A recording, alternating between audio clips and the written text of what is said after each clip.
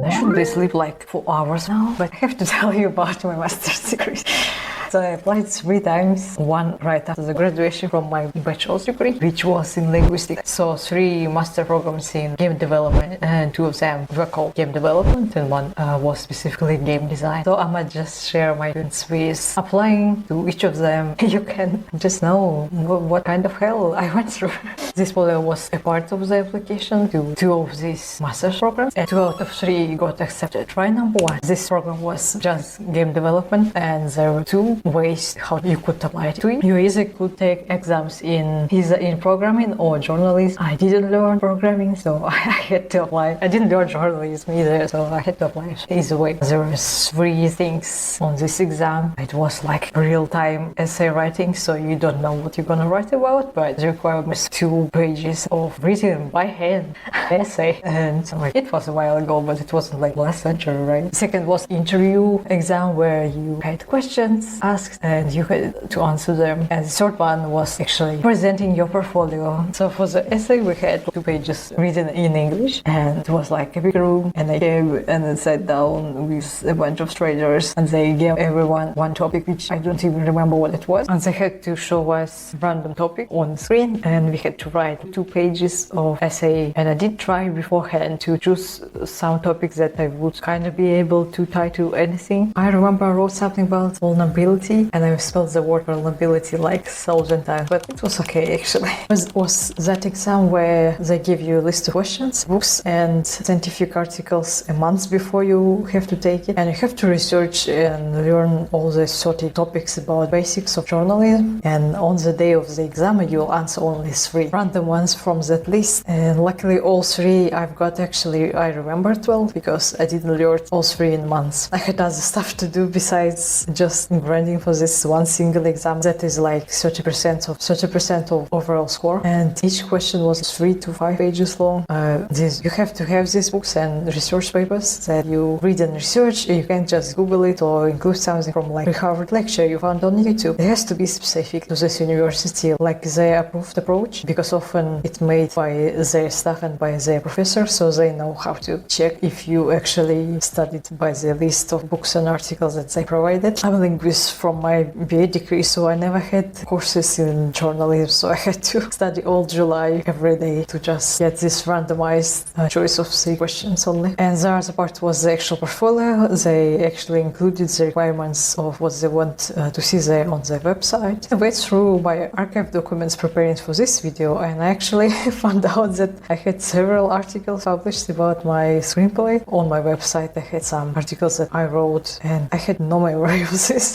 There was one screenplay I wrote for a competition like in 2014. It was my first feature-length film screenplay. I didn't win anything obviously, but I wanted to get professional feedback, and I wrote 2 pages in several months. And another thing they requested for this portfolio was a document where you describe a game concept that you like to make. And I described the story that was actually made into game later. It wasn't related to university, but it was just random project that I had later. And I was like, oh, I have this sci-fi cybersport dystopia story about the cybersport champion and his wife who developed this game that he was a champion of, and he gets stuck there. This story is pretty grim and super dark stuff happens there. If you want, I can make separate videos telling about my stories, including the screenplay and this one. So I brought this document. I remember a lady who was accepting those portfolios, she told me that something was missing. I had to provide another document with some published works and a mood board for that game concepts in it. She just said, well, deadline is tomorrow, so you still have time. And at this point I just arrived to this town and traveled like 2 days in a row, and I had no sleep. Basically it was just super low, and it was pretty late into the day, like maybe 5 a.m. So I had to run to my hotel/dorm with this jet lag from traveling and write this stuff, print it in time, and it was a whole thing, but I made it. I had my laptop with me because if I didn't I wouldn't make it in time for sure, and because it was done in such a hurry and with fried up brain. For the mood board I remember I just took a screenshot. So before I write anything I usually make a mood board on the Pinterest for myself, and this instance it was actually useful for once. Everything was so glitchy I had to just screenshot and Photoshop 2 screenshots, and it was made into like this one big picture. I wouldn't recommend it doing this way, but it was out of disparity for me, so I had to print it out on like actual paper, which is super weird, but it was fine because it was accepted. And overall for this university, I got like 80 out of 100 scores, and I was accepted. Applied to two universities in Northern Europe. For this one, I had to take English proficiency exam, which was very expensive for someone like me, but to work my ass off with like no weekends all summer, I ended up saving for this exam, and it was very sad to see it in one click. Cool, I got like 96. The score was an exam, so I guess it was worth it. Anyways, for these two, I wrote a letter of intent and portfolio, and they just some of the documents were shared between two universities, so I had to only customize it like a little bit to fit their program. So the letter of intent is basically this essay where you write who you are, what do you want to do after you graduate, if you do, and why you want to choose our program in particular. So for the game development, I wrote about myself, how I was writing stories from elementary school, about my filmmaking background, about how I directed drama and theater performances in my university, how the country's literature legacy shaped me as an artist, which is true because I was so obsessed. Also, I wrote a part where I was like, you have this and that, professor that. As my research showed, past 5 years wrote about topics that I would love to lean this work, final project, graduation project into. And for me, it was mental health and indigenous representation. Potentially, I would like to write my final project with these professors you have on your program teaching. So that was essential too. And for the portfolio, I had to present only one page of all my works, which was kind of hard to do. So for the sake of this video, I'd like to remake my CV and recreate this process for you. So that's what I did. I made a list of all writing jobs, like paid jobs, unpaid jobs, internships, personal projects, even just anything, just dump all of them on one page.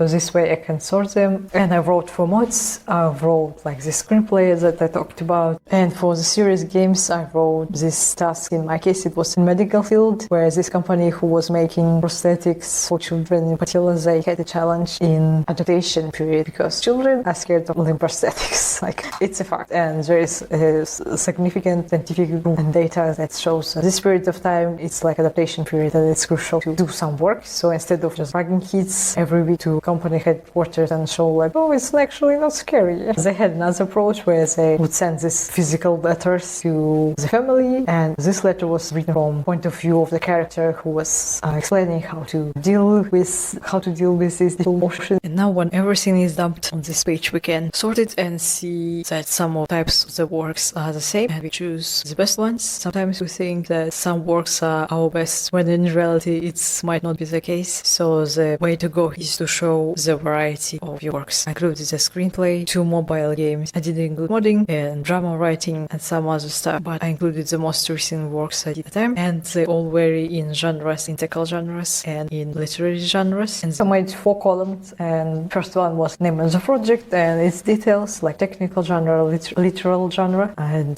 I included the year. And the second column, I wrote info about client, like their name or company name, if it's a company, how big is the company, how many employees they have, where this company is based in, and how many users the game or the app they have. And the third column is actually the most important one, because this one shows the skills, like actual skills I learned or applied for this job. And the fourth column was links to actual text that I wrote to the game or whatever published thing that proves that it was you, that you were included into it. So that's how I made one page portfolio for them. And then I had to pay more money because application fee is not free, but I was prepared.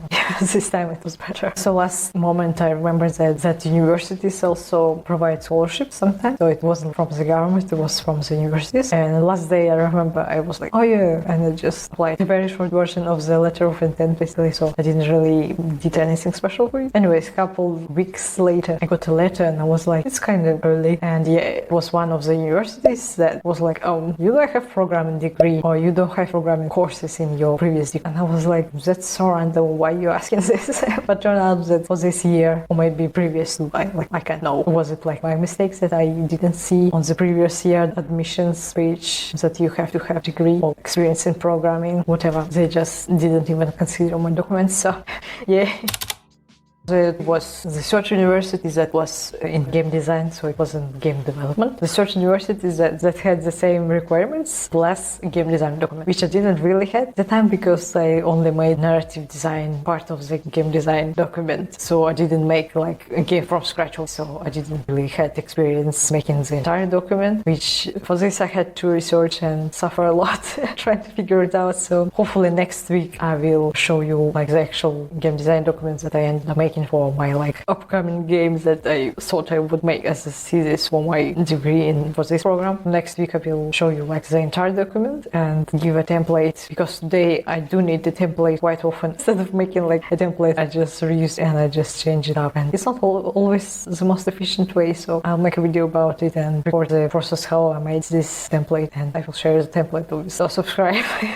And after a briefly 2 to 3 months, I actually got the letter that I was accepted to this program. Yay! I couldn't go because it was very expensive to travel during lockdown and the whole mess with getting residency and whatever. It was just several months before you could do anything. So it didn't go anywhere.